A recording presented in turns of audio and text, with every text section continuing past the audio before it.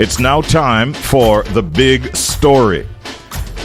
Minister of State in the Ministry of Tourism, Delano Seivwright, has denied accusations that the government misled the public about the Emirates' new flight service to Jamaica. Minister Seivwright clarified that Emirates will operate flights from Dubai to Montego Bay via Frankfurt with Condor Flugisnet GmbH handling the Frankfurt to Montego Bay leg under a codeshare agreement. And we want him to explain further so that we can all get a better understanding. And so, first of all, let me say congratulations on your ministerial appointment, Minister Seivwright. How are you today? Thank you, Richie. Morning to you. Morning to your listeners across the world. I'm really impressed with the listenership, actually, because even people in the UK tell me they're listening. It's really good. That's good to hear. I'm really happy to hear that you're finding that out. And we're here to assist you in anything that you're doing going forward, all right? Yes, of course. Yeah, man. Now, Delano, you would have heard by now that the PNP has come out swinging. Janice Allen, we played a clip of her earlier this morning, basically stopping short of saying that the facts were misrepresented. What do you think would have prompted her to accuse the government of making inaccurate and misleading statements about the Emirates flight service? And please correct, if you wish, what she had said. That's fine. But honestly, I don't know, because, we've been very clear that Emirates has applied to the Jamaica Civil Aviation Authority for a license to operate flights via Frankfurt, Germany to Jamaica. And all our press statements, all our verbal and written statements have stated clearly that there's a codeshare partnership with Condor on the leg from Frankfurt to Mobay and Mobay to Frankfurt, then Emirates straight from Frankfurt to Dubai. Now, a couple of things. One, just for listeners who some of whom are aware, but many aren't, codeshare arrangements are pretty normal in aviation circles. So, for example, many of us would go to London, right, and we'll go through Miami. We'll buy an American Airlines ticket, but the American Airlines ticket will be an American Airlines plane from Kingston to Miami, and then many times a British Airways plane from Miami to London, because American Airlines and British Airways has a codeshare arrangement. Yes. So it's the same thing with Emirates and Condor. So it's important people understand that. Nonetheless, Richie, over the last several years, I think since 2022 in particular, we've been really pushing on Emirates, pushing in the Middle East. Dubai is booming. Emirates is one of the largest airlines in the world. They have over 250 planes. And they have a huge base of support out of India, the Middle East, Southeast Asia, Australia, Africa, etc. Yes. So it's a connection that we've been trying to get done. If they were to do a non-stop flight from Dubai to Montego Bay, it would take 17 and a half hours straight. And that's a very expensive flight. Now they are considering it. The closest point they come to now in the region is Miami, where they have non-stop services from Miami to Dubai, which is a 15 and a half hour flight, basically. Okay. So it's a very expensive service, so it needs to be economical. But this is a big first step in getting us to that point. And the hope is that in the coming 2 or 3 years, and they have said this to us, when they get additional planes, additional equipment, and continue to build out their routes in the Western Hemisphere, it is hoped that they will eventually do non-stop service into Montego Bay.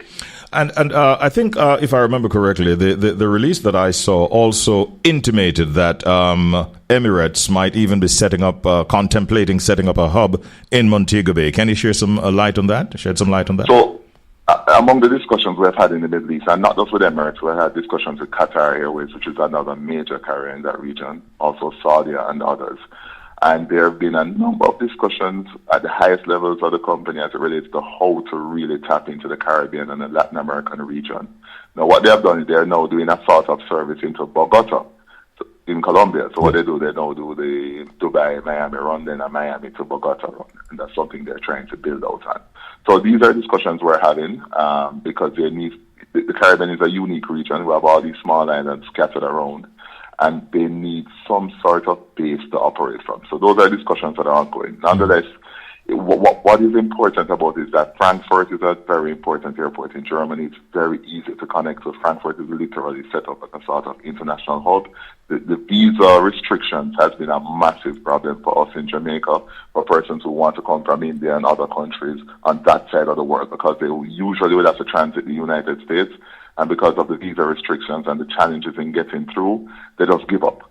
Now that we have this Frankfurt connection, which is a much easier city, a much easier airport to transit for people who have these visa challenges, it's a portal that we're opening there. And eventually the hope is that we'll build up to non-stop service in the future.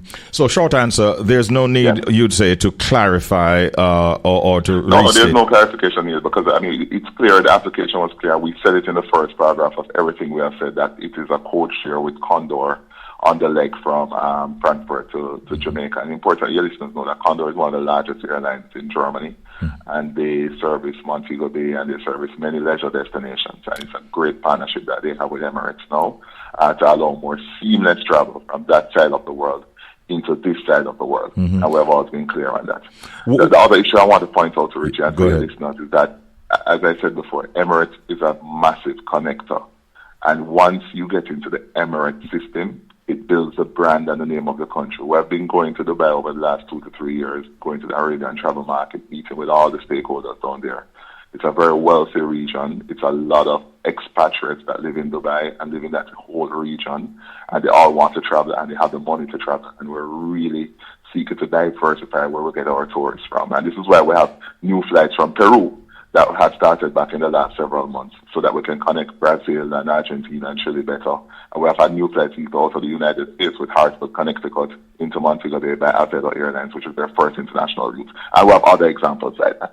So we've been big on diversifying where we get our visitors from. So although this is a new market opening up, you seem very, very confident that this will have a very positive impact on our tourism industry. It absolutely will.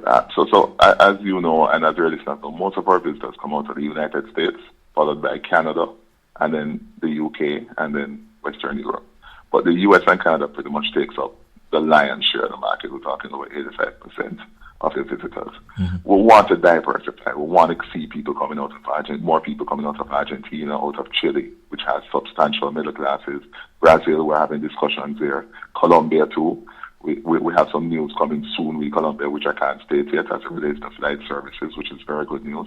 But also Eastern Europe. So we go beyond the France and the Germany, and we're going to Poland and Slovenia and Romania and Bulgaria and so on, because we're seeing opportunities there also. But beyond that, the Emirates gives you the connection into Asia, Australia, and Africa. And the connection, Dubai is, of course, as you know, Dubai has one of the busiest international airports in the world, and it's a massive hub. Literally, people are going through, connecting to other places. It's important that we build out these connections because we want people to be able to access Jamaica and know that there's an easier way to get to Jamaica. And as it stands now, it's just way too difficult to come from that side of the world into Jamaica and for us to go from Jamaica to that side of the world. And we want to address those challenges.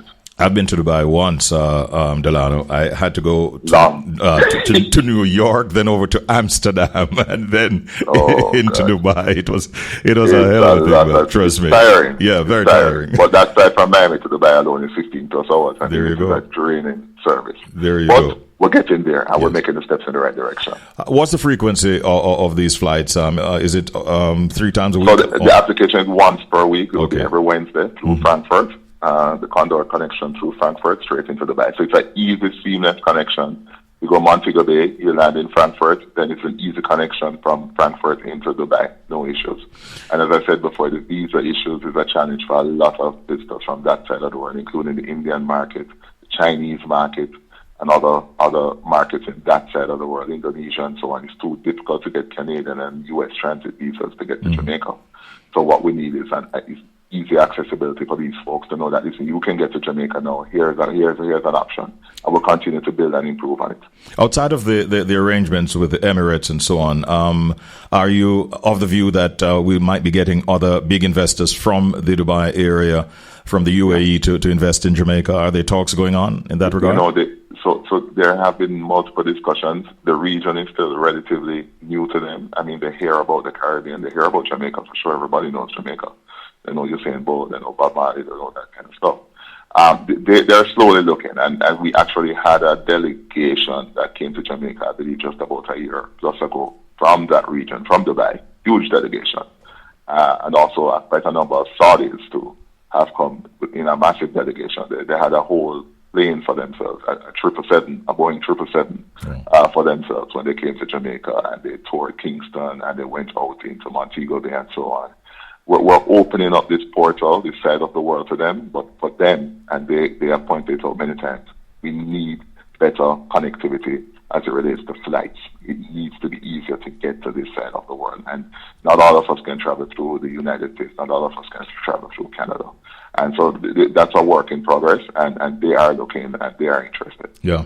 Obviously, you're on a very aggressive airlift strategy, and we hope that it pans out, because that is definitely auguring to the benefit of our country. One final thing before you go. I was watching the press conference when the Secretary of State was here, and when he was talking about the travel advisories, and the cameraman cut to Minister Bartlett's image. And I saw Ed nodding away with excitement and glee on his face. That information that was shared by the Secretary of State, it is like music to your ears in the tourism industry now, isn't it?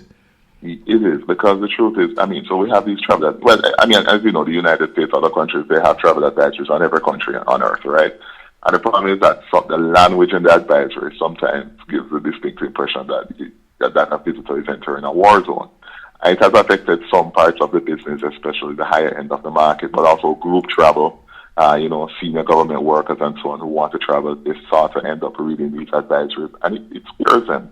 And we're really excited that the Secretary of State himself, who runs their State Department, who is the man in charge, is saying, listen, you guys have made big progress as it relates to reducing crime, major crimes and murders. As you know, murders are down 35% this year, 20% reduction last year, and 8% reduction the year before. So we're seeing a fall off in murders like never before.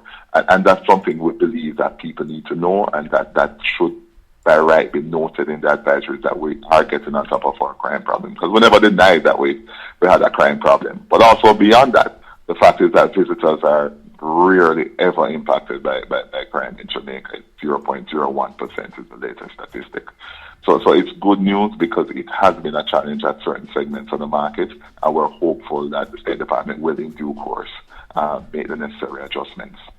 All right. Minister Delano Seivwright, it was great talking with you. Congratulations again on your appointment, and I wish you all the best. Please give my regards. I'm encouraging all your listeners to please, especially ones overseas, come to Jamaica. Stop worrying. I hear a lot of green card holders are worried about traveling. Just come, just travel. You're fine. All right. Please say hello to the minister for me. All right. Will do. Yeah, man. Take care. Have a good